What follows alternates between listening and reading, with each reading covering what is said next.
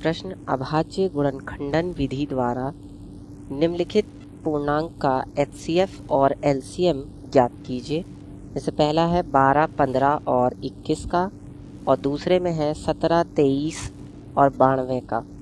तो देखिए कैसे ज्ञात करेंगे। अब सबसे पहले हम 12 का, 15 का और 21 का, इन तीनों का अभाज्य गुणनखंड करते हैं, ठीक है। और उसके बाद फिर हम इनका एचसीएफ और एलसीएम बताएंगे।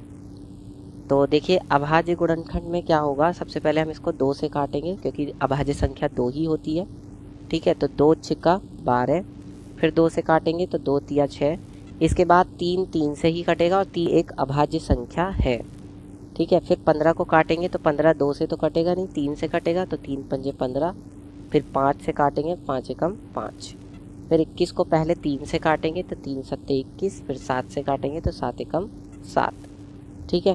तो ये इसके अभाज्य गुणनखंड हो गए। अब इसके बाद हम लिखेंगे, देखिए 12 को कैसे लिखेंगे, 2 गुणा 2 गुणा में 3, ठीक है। फिर 15 को कैसे लिखेंगे, 15 को हम लिख सकते हैं 3 गुणा में 5, ठीक है।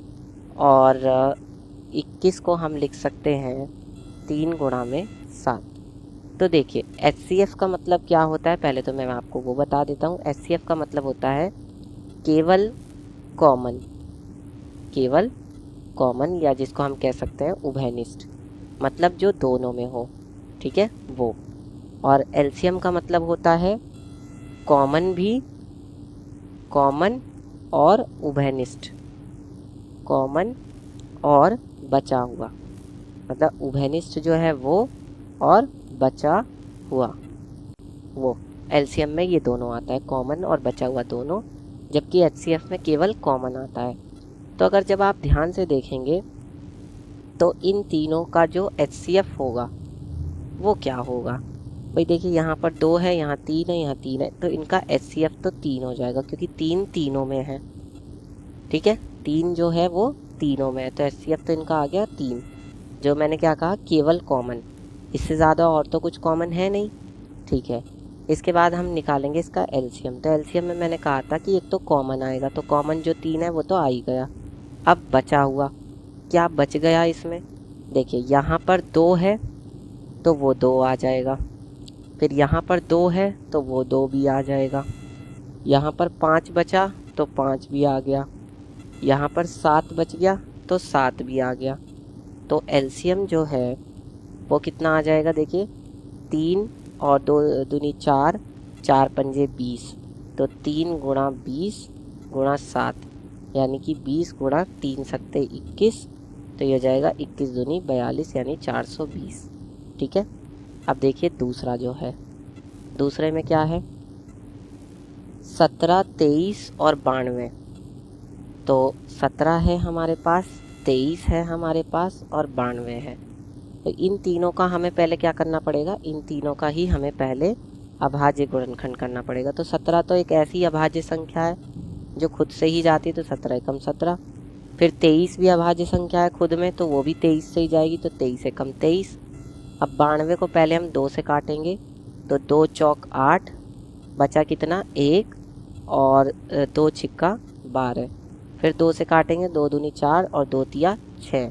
फिर 23 तो अभाज्य संख्या है जो कि 23 से ही जाएगी, तो 23 एकम 23। तो 17 को हम लिख सकते हैं, देखिए 1 गुणा में 17, ठीक। और 23 को हम लिख सकते हैं 1 गुणा में 23, ठीक। और 92 को हम लिख सकते हैं 2 गुणा में 2 और गुणा में 23, ठीक है। अच्छा, इसके बाद अब ये देखिए इन तीनों में कॉमन क्या है, क्योंकि एचसीएफ तो वही आएगा जो कॉमन होगा। तो यहाँ पर 1 है, यहाँ 1 है, तो यहाँ पे भी तो मैं 1 गुणा ऐसे करके लिख सकता हूँ। तो इसका मतलब कॉमन क्या आया, देखिए एक तो 1 आ गया कॉमन, यही तो कॉमन है इसमें, यानी एचसीएफ तो इसका क्या हो जाएगा, 1 हो जाएगा, ठीक है। तीनों में एचसीएफ जो है वो 1 ही है कॉमन। अब आते हैं हम एलसीएम पे। तो एलसीएम कितना आएगा, 1 गुणा में, देखिए यहाँ पर 17 बचा तो 17 आ गया, लेकिन इन दोनों में क्या है, 23 कॉमन है ना इन दोनों में, तो इन दोनों में जो 23 कॉमन है उसमें से सिर्फ एक आ जाएगा 23, ठीक है, एक बार। और ये जो 2 गुणा 2 बचा है ये आ जाएगा अलग से, 2 गुणा 2, क्योंकि ये बच गया, ठीक है।